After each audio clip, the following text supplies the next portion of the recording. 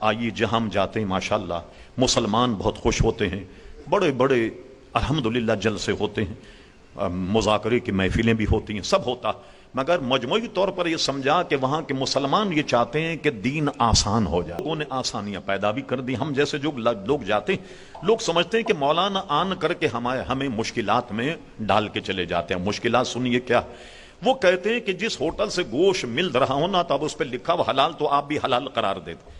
اور خصوصیت کے طور عرب کے جو لوگ وہاں پہنچے، ایسا بیڑا غرق کیا اسلام کا، کہتے ہیں میک ڈونلڈ سے لے لیں، آپ KFC سے لے لیں، بھائی انہوں نے بسم اللہ شریف نہیں پڑھا نا، آپ بسم اللہ شریف پڑھ کے کھا لیں کہ جی صاحب حلال ہو جائے گا۔ ارے بھائی یہ واقعہ کوئی اور تناظر میں تھا جس میں حضور نے فرمایا تھا کہ تم بسم اللہ پڑھ کر کے کھا لو، یہ واقعہ یہ تھوڑی۔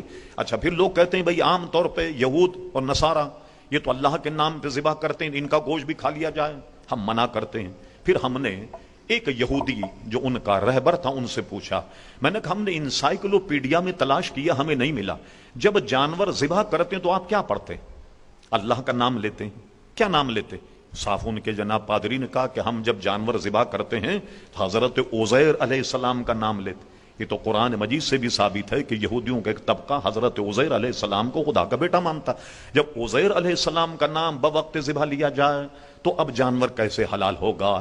ایک تو یہ پریشانی ہے کہ لوگ کہتے ہیں یہ جو مولانا آتے ہیں پاکستان سے یہ سب حرام کر کے چلے جاتے ہیں، اس کا مطلب ہے آپ مکمل ان کو چھٹی دے دیں، جہاں بھی مل رہا ہو حلال لکھا ہو بس اس کو کھا لیا کرو۔ یہ کیسے ہو سکتا؟ 3-4 مسائل ایسے انٹرنیشنل، سود کا مسئلہ سب سے پہلے پوچھے، شراب کا مسئلہ کہ شراب بیچنا کیسا ہے، یہ مسئلہ اگر آپ کہیں گے ناجائز ہے تو لوگوں کا منہ بن جاتا ہے کہ بھئی کیا کریں، ہمارا تو روزگار یہی کہ جناب دکان پہ کام کرتے ہیں تو شراب بھی ہمیں بیچنا پڑتی۔ اور ہمارے مسلمان جو ایک اچھے مسلمان تھے پاکستان میں ایسی بے روی کا شکار ہو گئے، شاید اگر ہمارے علماء وہاں نہ پہنچیں تو یہ اور مزید سہولتیں تلاش کر لیں۔ میں آپ کو ہالینڈ کا قصہ بتاتا ہوں۔ چند لوگ جو پاکستان کے جو ریسٹورنٹ چلاتے تھے، ان حضرات نے ہماری دعوت کی، سچی بات ہے میں نے دعوت تو قبول نہیں کی، میں نے کہا میں صرف آن کر چائے پیوں گا۔ کہ ٹھیک ہے چائے، یہ سب جمع ہو گئے۔ جمع ہونے کے بعد انہوں نے اپنے مسائل شروع کر دیے، بھئی مولانا آپ جتنی سختی کرتے نا یہاں تو ممکن نہیں کہ اس پر عمل۔ آپ خود بتائیے، میرے سامنے مسلمانوں نے اعتراف کیا کہ جب دوپہر کے کھانے کا وقت ہوتا ہے تو رش اتنا ہوتا کہ آپ سمجھیں کہ مچھلی کو الگ تلا جائے، خنزیر کو الگ تلا جائے، مرغی کو الگ تلا جائے الگ۔ بھئی یہ کام ہم سے نہیں ہو سکتا، ہم تو سب ایک ہی ہنڈیا میں تل دیتے۔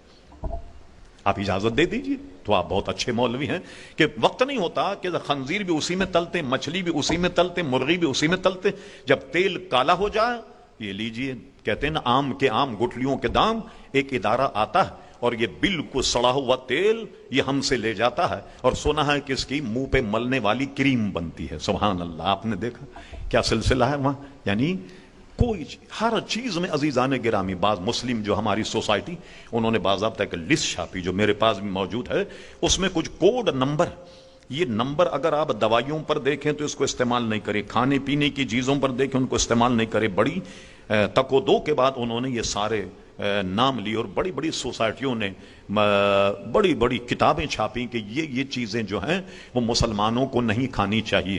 کھانے پینے بھی وہاں مسلمانوں کو احتیاط برتنا چاہیے، مگر یہ بات وہاں کہی جائے تو لوگوں کو یہ بات جو ہے محترم حضرات پسند نہیں آتی۔ بہرحال ان نامساعد حالات میں وہاں کا دورہ کرنا، وہاں کی تبلیغ اور وہاں کے مسلمانوں کو مطمئن کرنا یہ بہت بڑا کام ہے۔ اس کی وجہ کیا ہے کہ یہاں کے مسلمان ہیں جو حضرت مولانا بڑے آداب اور اس سے گفتگو کرتے، مگر وہاں کے لوگ جو ہیں بالکل کھڑی گفتگو کر دیتے برجستہ، ٹھیک، جب کوئی لحاظ مروت وہاں نہیں۔ سب سے بڑا مسئلہ وہ آداب جو ہم بر صغیر مسلمانوں میں میلاد کے اعتبار سے ہیں، کوئی چیز ان میں نہیں پائی جاتی۔ مسجد میں بیٹھتے ہیں تو دونوں پیر آپ کے منہ کی طرف کر کے بیٹھتے ہیں، آپ کو آئینہ دکھاتے، بھائی ذرا پیر سمیٹ لو تو ناراض ہو جائیں گے، اس لیے کہ نیچے بیٹھنے کے لوگ عادی نہیں، کرسی پہ بیٹھنے کے عادی ہیں، تو مولانا کو 10-15 آدمی آئینہ دکھاتے بیٹھے ہوتے ہیں، پورے پیر مولانا کی طرف کر لیتے ہیں جناب تقریر کرتے ہوئے۔ یہ بے شمار وہاں بیماریاں ہیں۔ اب اس میں ضرورت کس بات کی ہے، اس کو مؤثر کیسے بنایا جائے؟ تجاویز تو دی جا سکتی ہیں، اس پر عمل یہ تقریباً ناممکن۔